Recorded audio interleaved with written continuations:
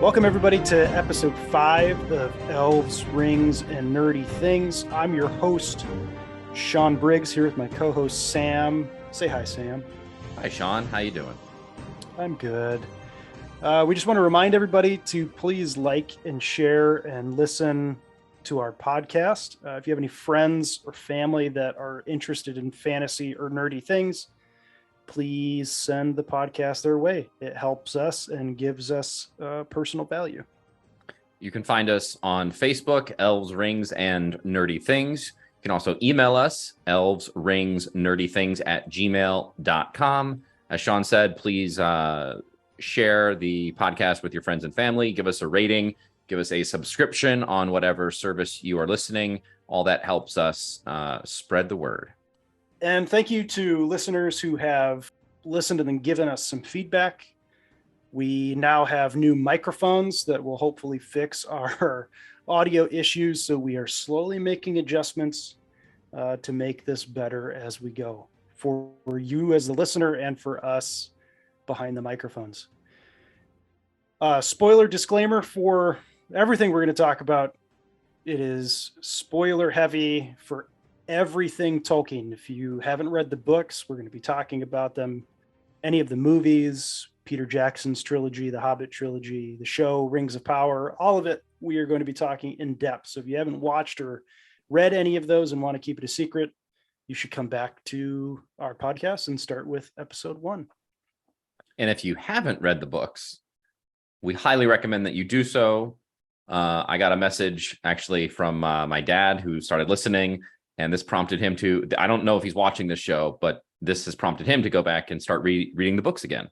Yeah, so our lineup for today, we are going to recap episode 5 and then work our way through some of the issues we had or topics that we want to go more in depth on.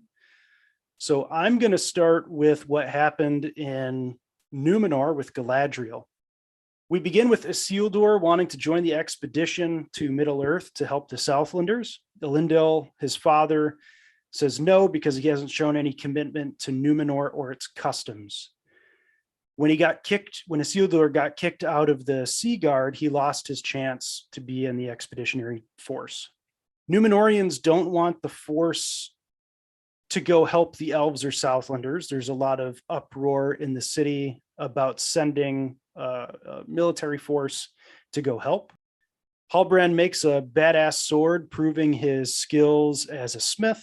In a meeting, Halbrand learns that Galadriel used Halbrand's position as kind of an exiled king of the Southlands.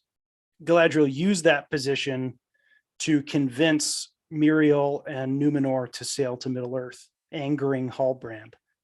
Galadriel trains the soldiers in a weird Matrix-style fight where she takes on like 4 or 5 Numenorians all at once. Pharazôn pressured to stop the invasion by his son, but he wants it for the economic benefits of trade and basically having a vassal state under Halbrand. Miriel then tells the old king, her father, she's going to Middle-earth, but he responds by saying she shouldn't go, and all that awaits you there is darkness. Isildur then tries to use his friend to get onto the expedition team. His friend promptly says no. Isildur sneaks onto one of the ships just as Pharazôn's son tries to blow it up. Isildur tries to stop him, but it blows up anyway. Isildur saves Pharazôn's son. Elendil sees this and allows Isildur to join the expedition.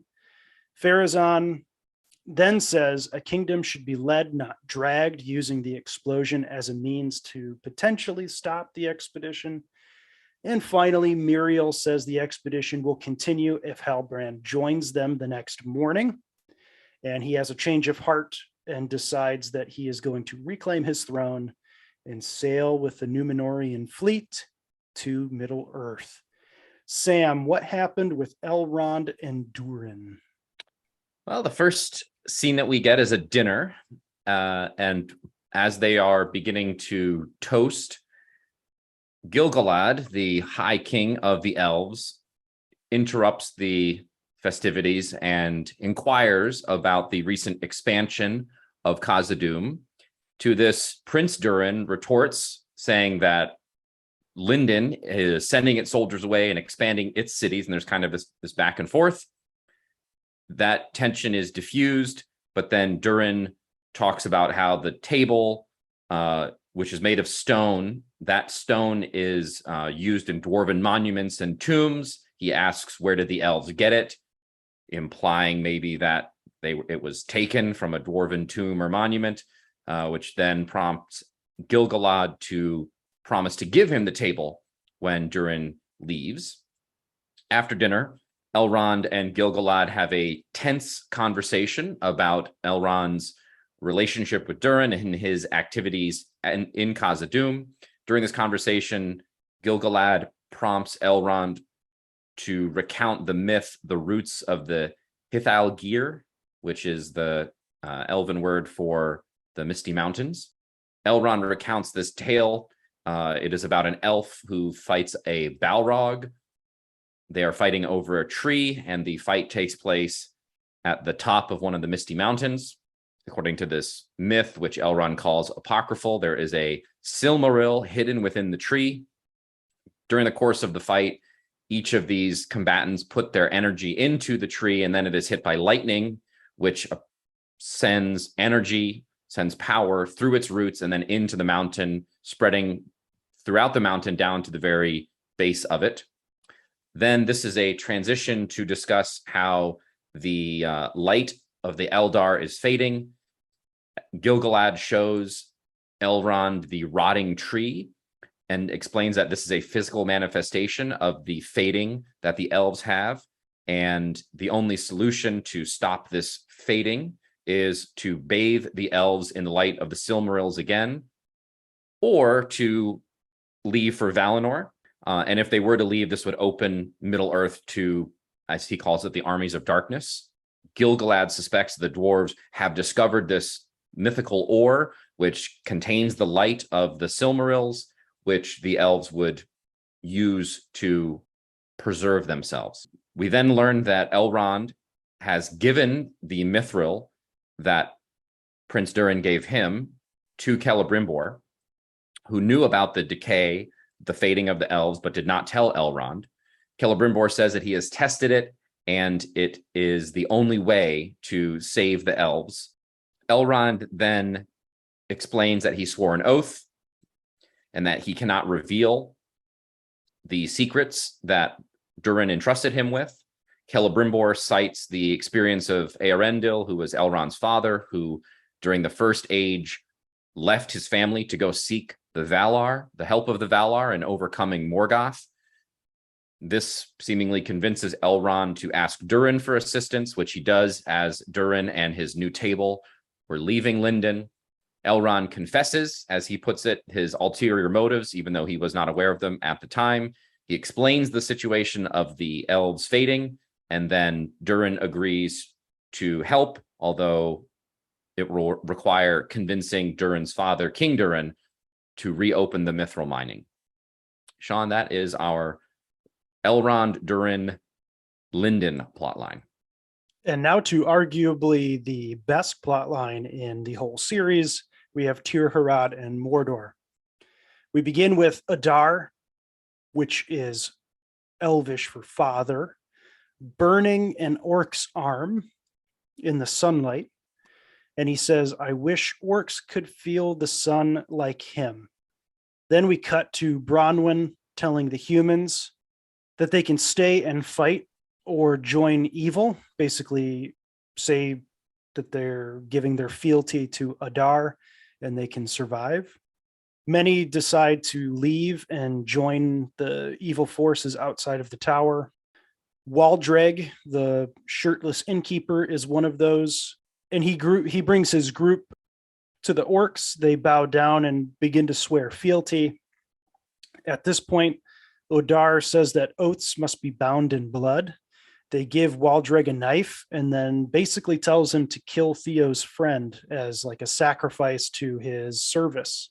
Back at the Elf Tower, Theo shows the hilt to Arondir.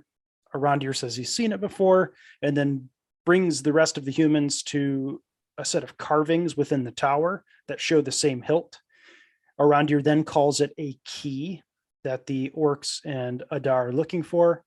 Bronwyn considers giving up to the orcs, but they have the idea of collapsing the tower on top of the orcs, apparently. At least that was my interpretation of the way that that whole scenario ended. So there seems to be a battle plan, but we will have to see in the next episode as the orcs and Adar are slowly getting closer and closer to the elf tower where Bronwyn and Arondir are awaiting them.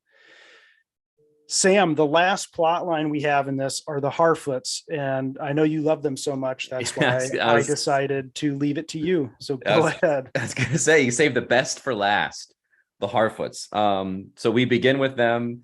Nori is teaching the stranger more words, discussing the idea of the migration. We have a travel montage accompanied by a walking song. And then the final snippet that we get with the Harfoots during the opening of the episode is actually not with the Harfoots themselves, but rather with the crater created by the Meteor Man's impact. And we have 3 strangers who appear. They look human, but slightly different. Very almost a combination of priest or acolyte wearing robes. One of them has a staff. They are seemingly inspecting the meteor crater. I think one of them has a device or a plate or something like that that has a constellation on it. We can return to that during our commentary. Back with the Harfoots, the Harfoot clan is camping in woods. Nori and her friend find wolf prints and relay this information to one of the older Harfoots. As they are doing that, wolves appear. Nori, her friend, and this elder Harfoot are about to be attacked by a wolf when the stranger, the Meteor Man, shows up and saves them. 2 other wolves then appear, and he drives all of them away with seemingly some sort of magical shockwave. The wolves retreat, but the stranger seems to have injured or otherwise harmed his arm. He is later seen with his arm submerged in a small pool of water. He is speaking over it, and the water starts turning to ice. His arm starts freezing. Nori, who was commenting about how he is now, everybody's talking about how he saved the Harfoots. She comes over, curious to what he's doing. She touches his arm. Her hand and her forearm start to freeze. The stranger then seemingly ends this spell. Nori is blown back several feet and then seemingly runs away in fear from the stranger. And that is where we are with the Harfoots. Now let's really get into this one. I texted you before you had a chance to watch episode 5. Yes. And at this was 2:48 in the morning, my time. Your time. This was the first time that I left an episode feeling that I really did not like it. There's 4 storylines that they cover. The only one that I really enjoyed this episode was Tyr, Harad, and Mordor. And that only made up 10% of the episode as they were jumping around. It was a really short portion. Mm-hmm. And all the other plot lines, I couldn't look. Normally I can look past the negative and enjoy it for what it is. This was the first one that I really could not do that. And for me, my first topic that I wanted to cover was Gilgalad. And we had talked about him in episode 1, where I basically called him the Michael Scott of the Noldor. Yeah. I said in episode 1 or 2, I can't remember which one it was, I hope that they improve upon his writing and his dialogue and his character. And in episode 5, they made it so much worse. So for me, like, my biggest issue with this episode in particular is the fact that they made him a character that he first accuses Elrond of lying to him. And then we discover that he says something like, how dare you lie to your king, or something like that. And then like 5 seconds later, we find out that he's been lying to Elrond this whole time. It's like he's such a shitty character.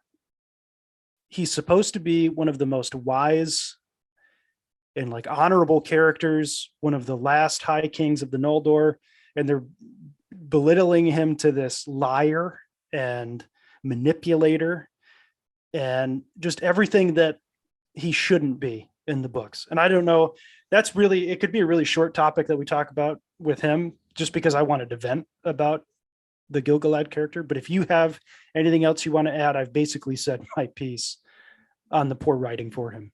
Well, I mean, I agree with you where he's coming off as a liar, an incompetent king. And I think part of this is the challenge of adapting Tolkien's idea of kingship to the modern audience, where you've got a modern audience is used to, especially a modern fantasy audience, is used to Game of Thrones. It's used to The Witcher. It's used to seeing kings as these human characters who have faults and who are prone to excess and these extremes. But that is not the Tolkien approach, especially to the elves and especially to elven royalty. They are supposed to be immortal beings who are wise. The kings are kings because of their lineage, but it also so happens to be that these kings are great warriors and wise individuals, and that's not at all how he is being written. You've got a character who you don't know why is he the king. There, not once has it been demonstrated in the show why this character, why this version of Gil-galad should be the High King. We don't have any reference to his lineage. We don't have any demonstrations of his wisdom. We don't even have any demonstrations of his generosity, except for the passage to Valinor granted in episode 1, which was seen as an exilement, a banishment by at least Galadriel. And so it begs these questions. And I think in a prior episode, I said that, again, talking about the characterization of the elves, this was in the Tirharad plot line, where we're going to need them to be competent very quickly to take on the enemy that they're going to face. The same thing is true for Gil-galad. And we just get this. I think there was a scene after. Oh, yeah, it was the scene where Gil-galad told Elrond about the decay of the tree, which we can talk about separately because I think there's some other issues with that, where he mentioned if the elves leave for Valinor, the armies of darkness will wash over Middle-earth.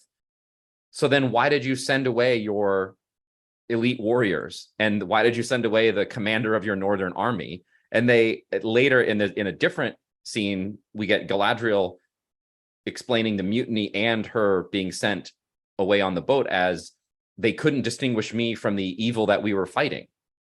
And maybe that is true. If that is true, that is completely ridiculous. It demonstrates how incompetent, stupid, short-sighted. Well, we talked about his decision to banish her too, because it's like later that episode, he says, she's not wrong. Like the evil's out there. And Elrond's like, what? Really? It is? This whole plot line now just makes it even worse. Like that decision to send her away. And I agree with you. Like when you look at like what eventually happens when you have the last alliance, you have Gil-galad leading the elvish armies with Elendil taking on Sauron. He is so far from that character at this point. I don't know. Like, I don't know if 4 more seasons or 4.5 seasons are enough to get me to a point where I can believe that Gil-galad is a character to make that kind of turnaround. I know Game of Thrones did it with Jaime Lannister until the very end when they made his character shitty again. But they were able to take a character who I didn't like and turn it into a character that I loved in just a few short seasons. I have almost given up hope on the Gil-galad character, and I know it's only episode 5 of the first season of. Well, don't say you've given up hope, because I might need to go into a ridiculous speech about the importance of hope and how it's the last thing that falls asleep and the first thing that wakes up. Sorry. That's okay. I'll allow that. Okay. So anyway, sticking in that realm of Gil-galad, elves, dwarves, everything that was going on, your topic, you wanted to talk about the backstory of Mithril. Yes. So in the books, mithril is just a metal, not not like gold or silver, because it is more, it's rarer, it's more valuable, it's stronger than steel, it's lighter than any other metals. You see this in the mithril shirt that Frodo wears, and it saves him multiple times. You see it in the doors of Durin, which are enchanted, and it's this very special substance. It is not, however, a byproduct of a duel between an elf and a Balrog over a tree at the top of a mountain. I think earlier maybe in episode 1 or 2, you talked about how there were certain changes, including the character of Gil-galad, that you were not going to be okay with. We didn't specifically cite Mithril and the origin of Mithril as one, but we have talked about the Silmarils, which are a very important thing in the Legendarium. We also didn't think they would deviate this much from what Mithril is. Like, yes, we did not. When I was watching the episode, and I hope, because in the dialogue, Gil-galad clearly says that it's a myth. He's not saying that this is what really happened. So I'm hoping that they left themselves enough gray area to allow this to remain a myth within Rings of Power. Here's where I think they're going with it. And we should say that what I think is going to happen is, to some extent, the Mithril is not going to be the wonder drug that they think it is. This is going to cause them to become vulnerable to a certain character, Anatar, the Lord of Gifts, who is Sauron in disguise, and they will turn to creating the Rings of Power as a way to prevent the fading, as a way to prevent their diminishment. But you don't need to change the nature of Mithril and to invent this ridiculous fading to get there. You can get there a different way. I'll say, yeah, this was one of the things that I wanted to bring up, because the fading in lore exists. In Jackson's trilogy, Galadriel basically, and I wrote down a quote that I wanted to read to you. So there's a quote from Galadriel in the book that says, "Yet if you succeed, then our power is diminished, and Lothlorien will fade, and the tides of time will sweep it away. We must depart into the west, or dwindle to a rustic folk of dell and cave, slowly to forget and to be forgotten." That's what Galadriel says about the destruction of the One Ring. And I know the Rings of Power and the One Ring don't exist yet. Now, my hope is that upon the creation of the Rings of Power, that the rings themselves will act as the prolonging of the life and the vigor of the elves, and that it will play into that Jackson trilogy, the end of the rings equals elves need to depart. And there's not a real consensus. Tolkien never said why the elves would dwindle, just that they would. And Galadriel recognizes it, and that's why everybody leaves at the end of the Jackson trilogy. It's not like when Gollum falls into Orodruin and the ring melts. It's not like the Rings of Power, the 3 elvish rings, just stop working all of a sudden. It's a slow transition, because it's years and years in between the destruction of the ring and the 3 leaving. I don't know. I just wanted to clarify on that. And I think that there is a possibility of them realizing either A, they don't need Mithril, or maybe the Rings of Power, the 3 elvish rings, are made of Mithril. Well, in the lore, Nenya is made of Mithril. But I think it's never implied or stated that it's because of the Mithril. It's because of the craft and the power that is imbued into the rings, which is somehow innate in the elves, or they're pulling it from the unseen world, from the strength of somehow the strength of the Valar, the light of the Valar, the trees, which is maintained in the world somehow, is put into the rings. You don't need to have this ridiculous backstory about how Mithril was created, because then if it's true, which maybe it is going to be true. If it's true, it's just it again, like why is there a tree growing at the top of a mountain over which an elf and a Balrog are fighting? They're fighting, right? Like, I mean, and we should say like something like that is, it's kind of taken from the Silmarillion. You can think of Ecthelion versus, is it Gothmog or is it Glorfindel? I think it's Glorfindel and Gothmog.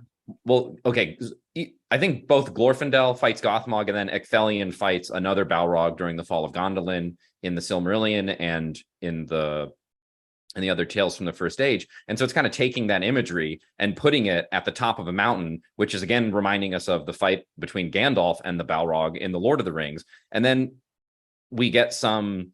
But why the fuck is a Silmaril in a tree? Like, yeah, well, okay, so there's the other thing. Like, we already have that lore of like what happened to the three of them. We know the Yes. ideas. So then, this is what we were saying. What I was saying earlier. Stretch what you can't talk about and leave it vague to the point where you don't have to bastardize the lore, and it still works. Like when we were talking about Galadriel's brother, say that Sauron killed him like he does in the books. You don't have to go into this detail of like he's trying to find Sauron, because that's not how it happened. Just keep it vague. Yeah.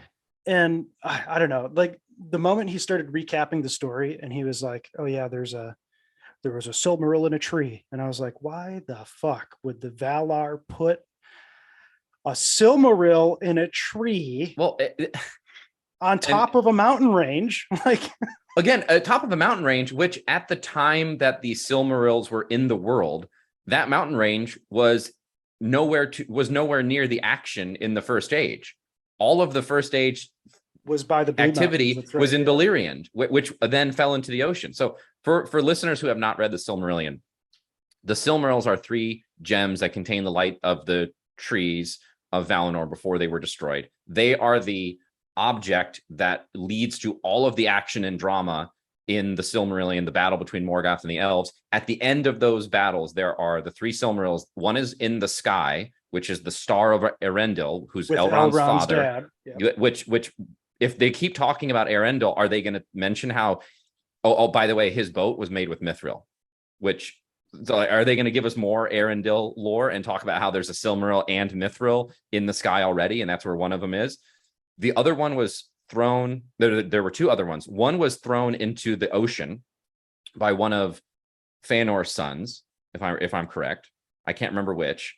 And the third was thrown into a chasm in the earth. So at the end of the First Age, at the end of the War of Wrath, you had 1 Silmaril in the sky, 1 in the ocean, and 1 in the earth. If you want to call that simplistic, you can. But there wasn't one hidden in a tree at the top of the Misty Mountains over which an elf and a Balrog fought. You don't need to do this.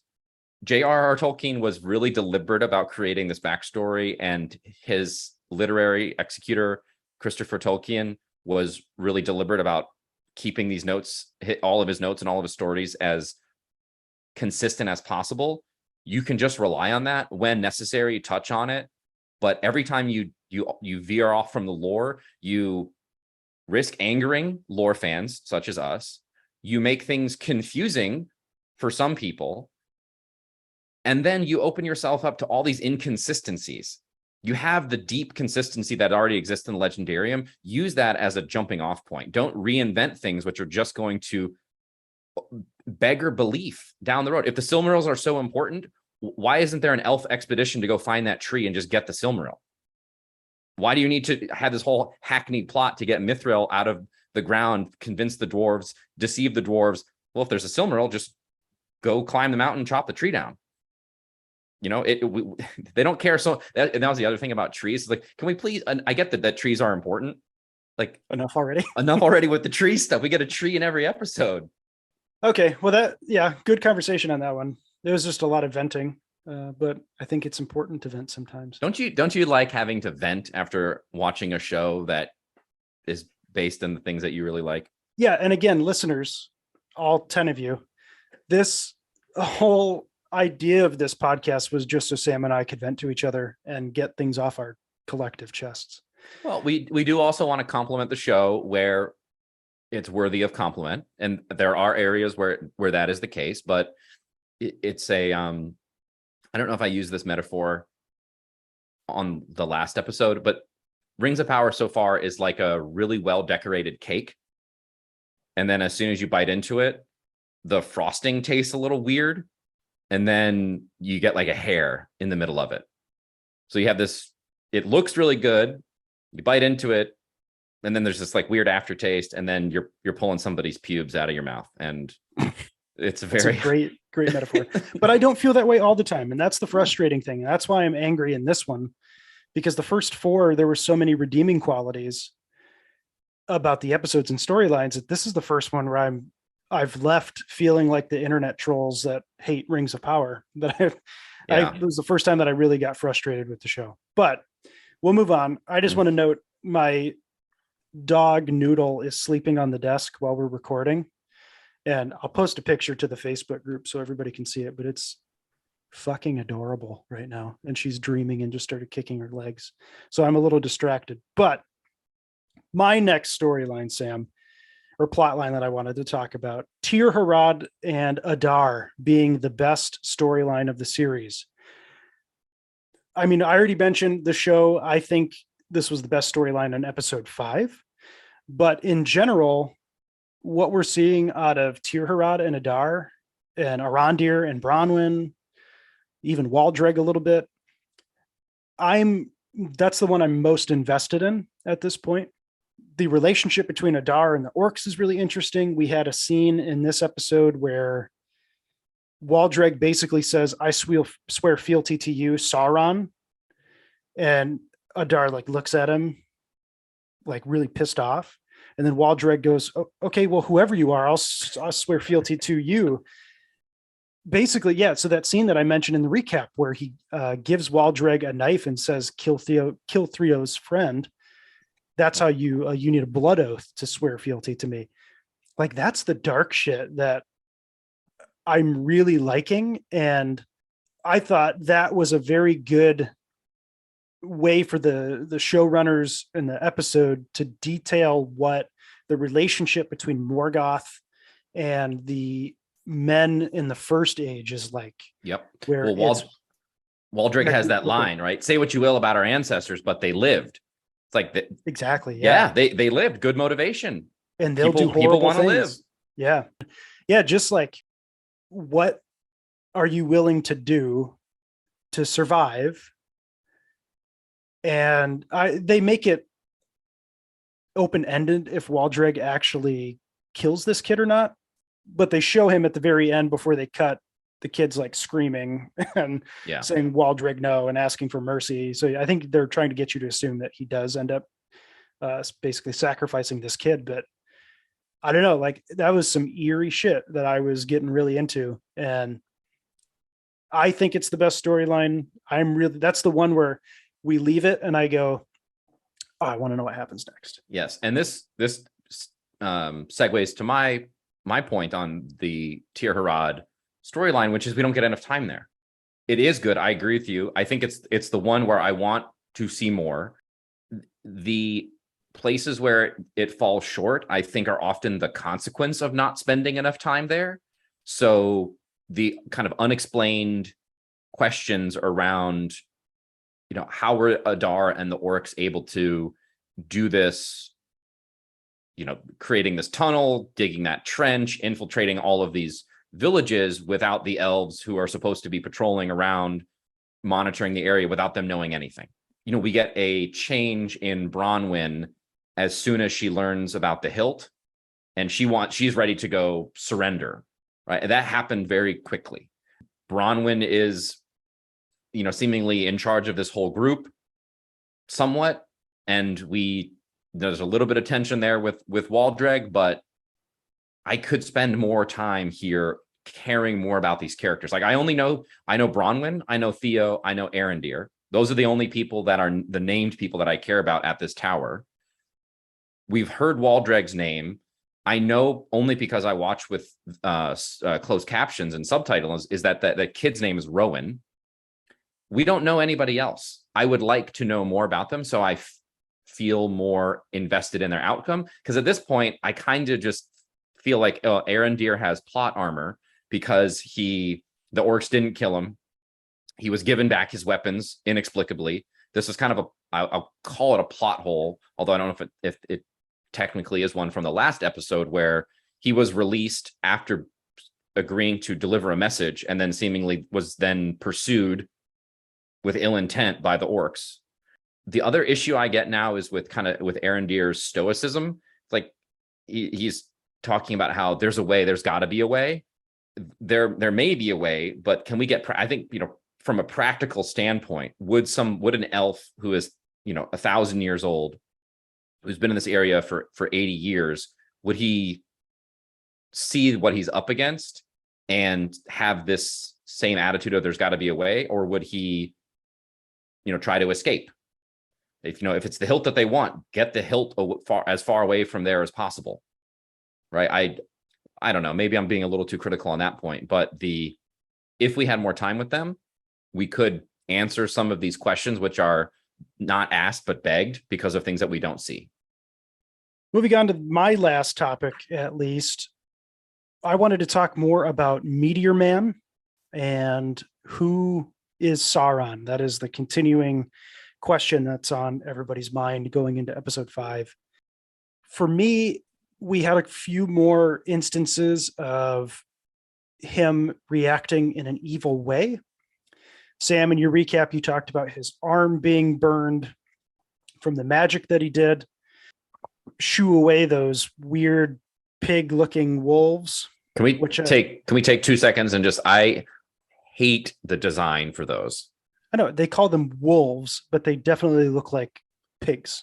Yeah, no, they have the face of pigs, of boars. They don't do anything. They don't look like wolves. I mean, in a prior episode, we talked about the warg, which is specifically an entity, an evil entity used by Morgoth and Sauron and changed. And, it's a corrupted animal. There are also just wolves that exist in the world. These seem like just regular predators. There's no reason that they shouldn't just be regular wolves. And I don't know why the show decided to go out of the way to make them to make them something other than just a regular wolf. They could have been just large, intimidating wolves, especially for a Harfoot who is tiny. Yeah. Anyway, so that's the quick sidetrack on that. But we get into the conversation that you brought up last week of a J.J. Abrams TED Talk called Mystery Box.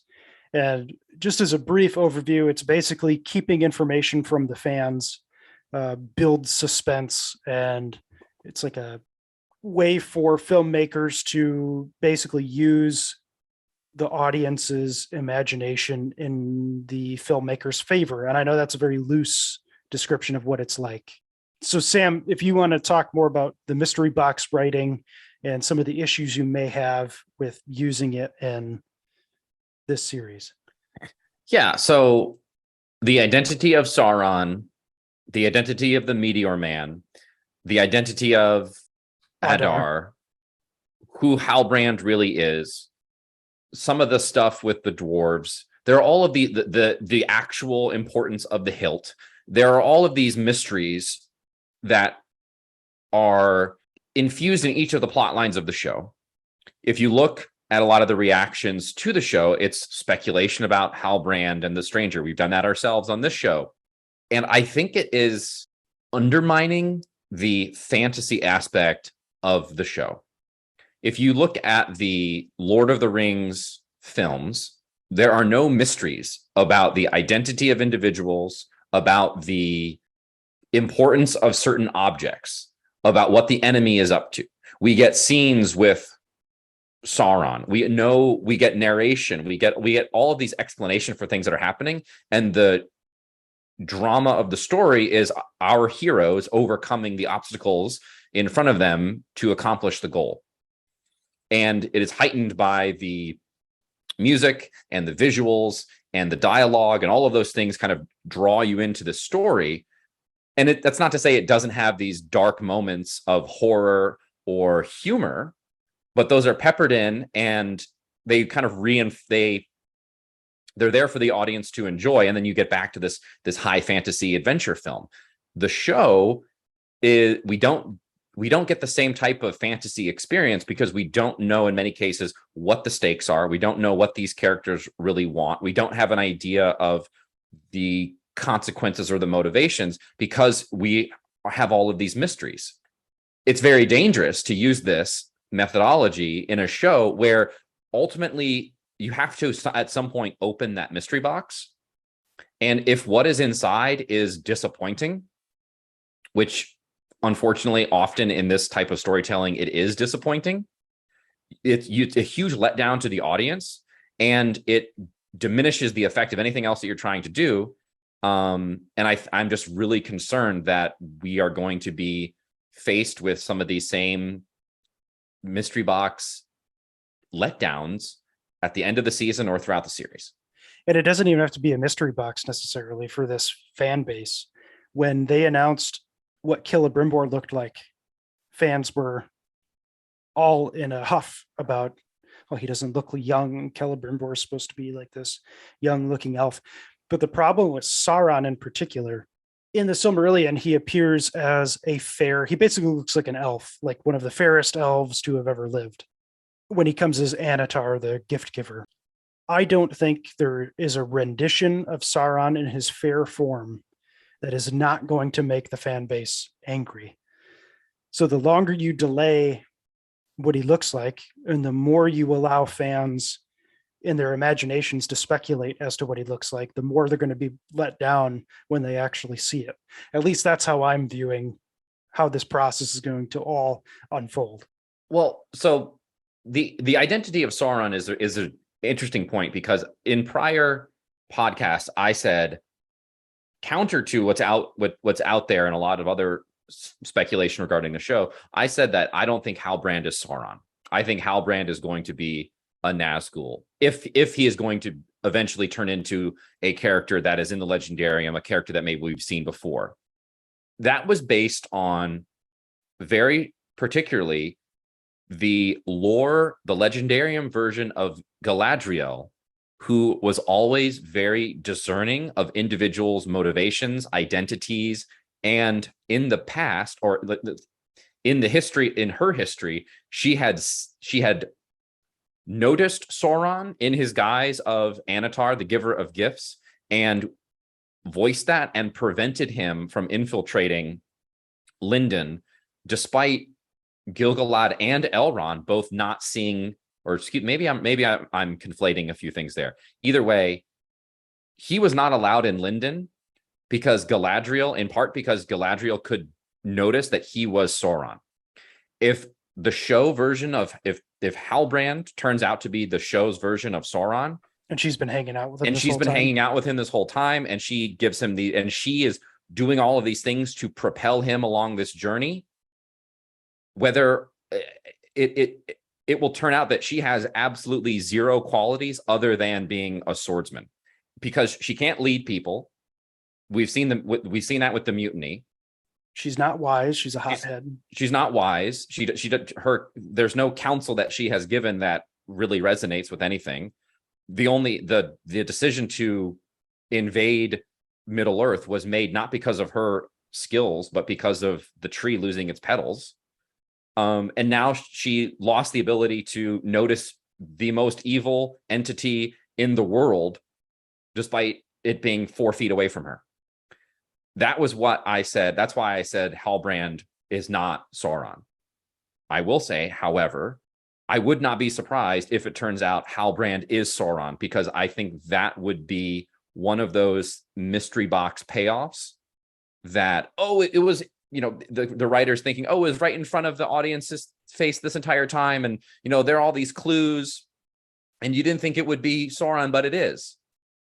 And that's the type of thing that if that happens, it's just going to be so frustrating, because it destroys not just the Legendarium character that we've talked about. You can deviate from the lore, but it's got to be good. But it also really undermines the show Galadriel as a character. It just makes her a dumbass. Yeah, more or less. It completely. Okay, since we got back onto Galadriel, we're gonna segue to the last topic that you wanted to talk about. and that is basically Numenor. Just a lot of problems you have with the characters and designs. So I'll just let you take it away. Well, I want to get your input on this. Okay, ask Why? me questions and I'll answer. Well, you're going to quiz me later. So I'm gonna quiz you now, but there aren't right answers to some of these questions. Why does the character of Kemen and the character of Aarion, why do they exist? So far, we don't know. They haven't really done anything. Her character getting into the, what is it, the Builders Guild? Yeah, Builders Guild. Maybe that will bear some fruit later on, but up to this point, they have really served no purpose other than Pharaoh's son trying to stop them from going to Middle Earth. That's like the only thing that he's really done so far. But Well, I had such a problem with that because his opposition to the expedition goes from, trying to talk to his father about it to committing treason, sabotage, destruction of public goods, and potentially murder, because there was no, we didn't, we I'll knew say that. this, it makes no sense for there to be no one else on that ship as it's Yes. being prepared to set sail the next morning. Yes. And especially if, so again, coincidentally, Isildur was hiding under a blanket in the same room that the those casks of oil were being stored. Why was he hiding if there wasn't anybody else on the ship? So then maybe there was somebody else on the ship. And if there wasn't anybody else on that ship, are we sure that there was nobody else within the range of the explosion? It's so. And that was a big ass explosion too. It was huge. It destroyed the other ship. It lit up the entire harbor. And there were certain things about that scene which just, again, and this is why I say like production design problems in this. We get them running out of the galley of the ship. Kemen falls over inexplicably. On rewatch, it didn't look like he hit his head on that block of rigging. He just falls down. And then the next scene that we get is the explosion. And then right after that, we get Elendil and some other sea guardsmen pulling them out of the water. We don't get any, there's no scene of Isildur struggling to like swim with this guy. And they just jump from scene to scene in that entire sequence with no real sense of suspense about whether they're going to get off the boat or not. And then it is completely ignored, as if the fact that Isildur stowed away is just as bad as Kemen trying to blow up the ship. Which, if I'm Isildur, and I'm looking for a way to get on the expedition, and those are my motivations, weigh that against the destruction of those ships and the like willful actions against the queen and your own father. Why is Kemen not on report? And it's just like they just skip past all of that, and there are no real consequences. And I feel like blowing up two ships, there should be something there. It is used as a way, I think, to justify the next scenes with Halbrand. But even then, and this is my next point, why would Queen Regent Muriel, who is already trying to navigate these kind of opposing groups of the people who are anti-elf and the people who are pro-elf, why would she so willingly put her neck out on behalf of somebody who they didn't even vet to see if he wanted to become the king of the Southlands? Or if he even is the king or of the Southlands. If he even is. They're going based off of a scrap of paper in the Hall of Lore and his pouch. And we didn't even establish that they said, hey, do you want to be the king of this country? Because we'll do it for you. It's all based on Galadriel's assertions about him and then the tree. Well, I will say that's why he's pissed at her, though, because she's using him as an excuse to get Numenor to go help. Oh, right. I'm only commenting on the leaders of Numenor, picking up on a common thread of our leaders of Linden. Okay. They look like yeah. idiots because they're putting all of this energy into not exactly a popular expedition on behalf of somebody who they don't really know that well, and they're addressing a problem that they don't even know really exists. Yeah. The only report that they have is from Halbrand, and there is no interrogation of that fact until we get that super short scene of him saying, "Oh, they're probably heading for the tower." Which, how does he know that? I mean, we can assume he's from there, so he would probably know that that's the only defensible position. And when we see the ancient carvings, again, this is me like, your fan base shouldn't have to put these many pieces together. It should just be obvious. But when we see the ancient carving of the hilt with Arondir, that makes it seem to me like this is a fortress that's been here well before the elves were here. Yeah. So it could be like a very well-known defensible position. That's the only thing that I can think of that he would go, oh yeah, this is where they'll go. But and that seems like something that would be so easy to explain in dialogue that somebody say, this tower has been here since the first age. It was built by your ancestors. Instead of just pointing at a map and being Yeah. like, yep, this is where they're going. It's again, I don't want this show to be another version of the Game of Thrones or the like perfect reproduction of what would happen in a political military situation. But those things you don't need to do all that stuff on screen, but the characters should be written like those things are happening. And I feel like that's where the author Tolkien would go and do his research about militaries and logistics and geography and things like that. And he would actually figure out the reality, and then he would hide his work on the page. But the characters would still act as if those, the time that it would take characters to move around the map would be reflected in who's in what scene with each other. And here it's just the characters are where they are doing what they need to do to advance the plot. And there's no sense that the things happening off screen make sense. And we've talked about the suspension of disbelief. We are consistently presented with reasons not to suspend our disbelief. We're consistently presented with these things like, why is this happening? I don't get it. And it leads to a not really enjoyable experience. Yeah. And I'm all about suspending disbelief. And I've been able to do that for the last 4 episodes for the most part, but they're beginning to strain my ability to just suspend willy-nilly. I mean, earlier I had that metaphor about the cake with the hair in it. Mm-hmm. There's also don't be shy now. You called it a pube. Yeah, I did. Well, pube. The other metaphor that comes to mind is death by 1,000 cuts, where there should have been an ocean of goodwill for this show. And you have this incredible material that people love and want to see displayed on screen and meet characters that they've only ever read about and they've never seen before, or new great characters.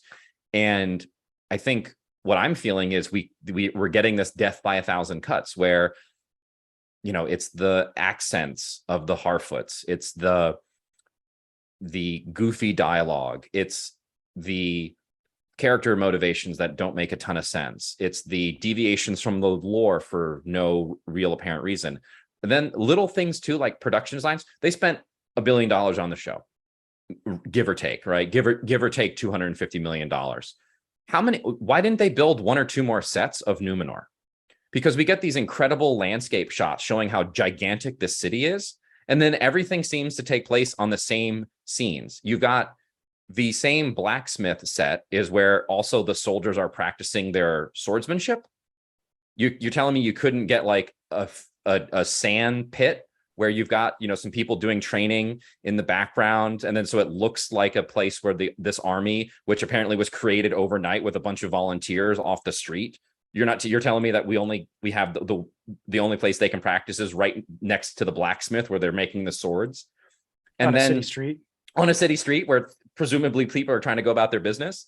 And then you have a scene later on of the Isildur and his friends have a tense conversation and a confrontation in it takes place in the exact same locations where we had Halbrand get in the fight with those guild members. It's the exact same alleyway. Well, and I read a comment. Someone's complaining Peter Jackson's trilogy got like a fraction of the budget, and all of them are wearing like real armor. Oh yeah. Like chainmail and all this stuff. And there's moments where Numenorian armor clearly looks plastic and just cheap. And that doesn't really take me out of it too much because I'm not getting close to the screen, looking at the armor for anything that I'm going to nitpick. But that is a good point, though, that how does a trilogy set of movies with a fraction of the budget, how are they able to outdo you on so much of the production, and you're spending so much more money? So yeah, I don't know. It's problematic, but what did you think of Farazan's motivation for supporting the mission? Because we know as book readers that Farazan is going to, or in the book, Farazan becomes the king. He forces the queen to marry him, and then he is the instrument through which Sauron leads Numenor to its downfall. What do you think of his motivations in supporting this expedition? See, I'm fine with it because they're painting him as being an evil dude because he's going to be the one who ends up trying to wage war against the Valar, if that's how they direct the show. And it is an evil thing to do to try and go and basically conquer another kingdom of men and use them as a vassal state, more or less. So it's a very modern plot line or rationale for this character to undertake, but I do think that it fits. It fits the lore. How kind of a scumbag he is, yeah. And it fits the lore in the Silmarillion and in the Unfinished Tales. I think even in the appendices, so there's no reason the creators of the show had the license to this history of Numenor. Numenor had colonies in Middle Earth, and at first they were kind of small, and they came there to kind of help the local men, the men who maybe in the past had fought for Morgoth, and they were teachers and they were protectors.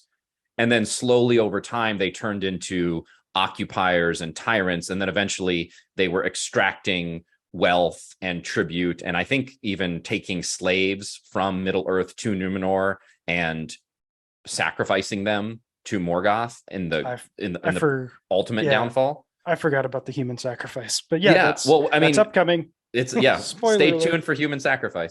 And so you could have this really interesting drama of Numenor in this with struggling with its colonialism. And then maybe you have this added layer where there's the faction that is pro-colonialism and anti-colonialism, and it wouldn't be a deviation from the lore, and it would set up the motivation to go on this excursion. And I'm surprised that we're only kind of getting a little bit of it.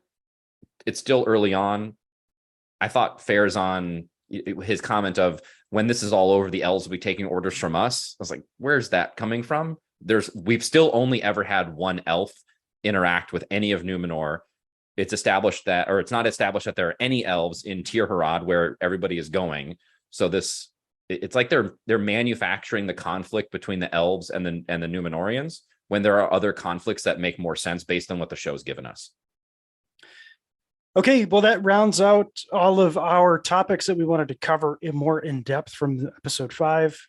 If anybody who watched or listened to episode 4 remembers, Sam, for some reason, decided to get super hard on his quiz. I didn't think it was that hard. I would like to recap for everybody. Episode 1, I gave him a super easy one that he got 100% on. Episode 2, he stepped it up to, I will admit, episode 2 was a quality.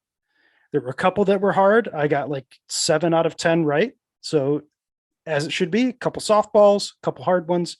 Episode 3, I decided to make it a little tougher because my first one was so hard. So Sam got 6.5 right on I that got one. 5. I think I got 5. We had Okay, to 5. We did the video review. I got 5. That's right. You called one back. And then for some reason, Sam decided to just keep making it harder and harder. And I got 2.5 right out of 10 on episode 4. So this one, If the trend continues, I'm going to somehow get negative questions yeah, correct. but Yeah. I'm not going to do that. I'm going to continue to try to make it. This one's a little harder, but it's not near as impossible as yours was from episode 4. So this is not nerdy enough. We'll see if Sam is nerdy enough to host this podcast. Question 1. In the Silmarillion, what was Turin's sister's name? For those who haven't read, Turin gets tricked into falling in love with his sister. It's floating around in my mind. I know this is wrong, but Tenuviel. It's Urwen. Urwen. Urwen. Question 2. Feanor had 7 sons. Which is the father of Celebrimbor? Curufin. Correct. How did Curufin die? He was killed during the second or third kinslaying. Second kinslaying. Yes, he was killed by was he killed by he wasn't killed by Finrod. I don't know the exact detail. He was trying to get the Silmaril from Goliath, and he was killed in that battle. Question number 4. What was the name of the dark elf that fell in the Battle of Gondolin? That would be Maeglin. Correct. Number 5. What was the name of Tolkien's publisher for the original Lord of the Rings? Baffin. No, it was Alan and Unwin. Question number 6. What is the name of Tom Bombadil's pony? His pony? Yep. His wife was Goldberry. Correct, but that's not the question. His pony was... See, it's not Bill, the pony, because I bought that in Bree. His pony's name is Silverhoof. See, this is one that I thought was going to be easy for you, but it's Fatty Lumpkin. Oh my God. I think of Fatty Lumpkin all the time. Just the name. I thought he was a hobbit. I know, what a ridiculous name. Oh, because it's Fatty Bolger who's the hobbit, not... Yeah, okay, yeah. yes. Fatty yes. Lumpkin is Fatty Lumpkin. Okay. If I ever own a horse... It's going to be Fatty Lumpkin. I'm going to name it Fatty Lumpkin. Yeah. Question number 7. Which of the following is a type of pipeweed? I'm going to give you 4 options. Okay. Option A, handymans. Option B, hornblowers. Option C, Haradrim South. Option D, Tookburrows. You want me to read them again? No, I will say option D, Tookburrows. No, it's option B, hornblowers is a brand of pipeweed. Question 8. Which city in Beleriand was Orodreth the ruler of? He was the ruler of Nargothrond. Correct. Question 9. Who is the servant of Ulmo? The servant of Ulmo is Osse. Correct. And then finally, who was responsible for the creation of Ents? The creation of Ents, those were Yavanna. Correct. So let's see. We'll go back. See, Sam, this is how you make a quiz. There are a couple hard ones. This is a great quiz, well balanced, excellent couple hard job. Ones, couple easy ones. 1, 2, 3. You got 4 wrong on this one. I thought you would have gotten Fatty Lumpkin. I should have gotten Fatty Lumpkin. Yeah, but every once in a while, there's going to be some easy ones that we miss that fans that listen are going to go, what a bunch of dumbasses not getting these quiz questions right. I should have gotten Fatty Lumpkin. I'll tell you, the issue is it's been a long time since I read The Fellowship. I've watched the movie more recently, and of course, all the Tom Bombadil scenes are not in the movie. Yeah. And great pull on Celebrimbor's dad. You had 7 options and I didn't even give you the names. So that was pretty impressive being able to pull that one. I don't even know if well, okay, so let's You want to go through all 7 right now? Let's go all 7 of them. Let's alternate. So we got Kurofin. Maedhros. I think those are probably the easiest 3. Oh, there's one more. Oh no. There's another M. Maglor. Yes, is he the one who might still be alive out there? Yeah, I can't remember. Because there were 2 sons left alive at the end of the War of Wrath. I think one was Maedhros, and the other basically was Maglor. They give up the oath at the end. Yeah, and I think one of them tosses the Silmaril into the sea, and the other one tosses it into the chasm in the earth, or something like that. Okay, so I have the rest of the list up now because we only got, what did we get, 4? We got 4. I think I can have. I think I might be able to get some more here. Okay. Agnor.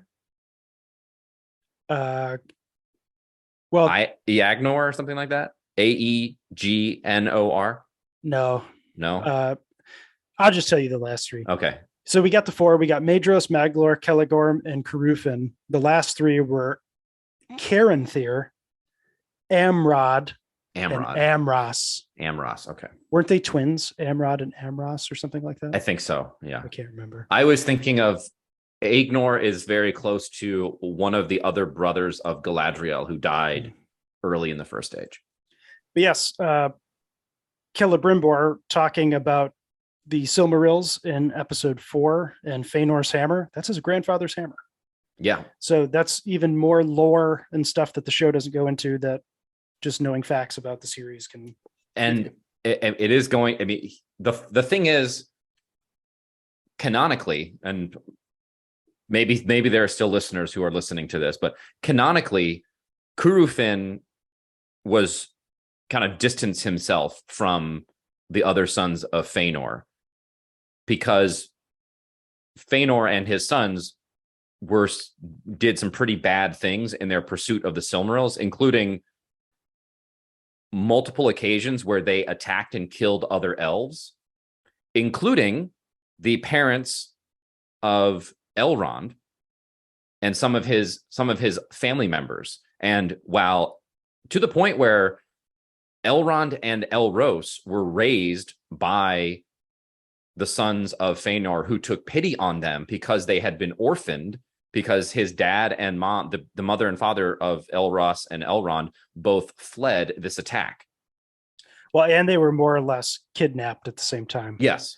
Yeah. So, it was a forced adoption. Yeah. And so they were basically raised by their captors, which you would think would put the sons of Feanor in a bad light if you were Elrond, but yeah, which is why the more that they talk about things that happen in the First Age, the more it's kind of teetering on the edge of, okay, there's background stuff here that would be really good drama. Mm-hmm. Like, why is Elrond ever going to say something? Is there ever going to be tension with Celebrimbor where it's going to be something about how, this isn't the first time your family has betrayed mine or something like that? Your uncle raised me and was a dick. Yeah. But anyway, that's your uncles killed my grandparents. This is a conversation for another episode. If you've made it this far, thank you for listening to us. Give us feedback. Our email, elvesbringsnerdythings@gmail.com. Our Facebook page, same title. Sam, do you have anything else you want to add before we take off? Nope. It's always great to talk with you. Thank you for a fun quiz, good conversation. Thank you, everybody out there, for listening. Let us know your thoughts, and we will see you next week.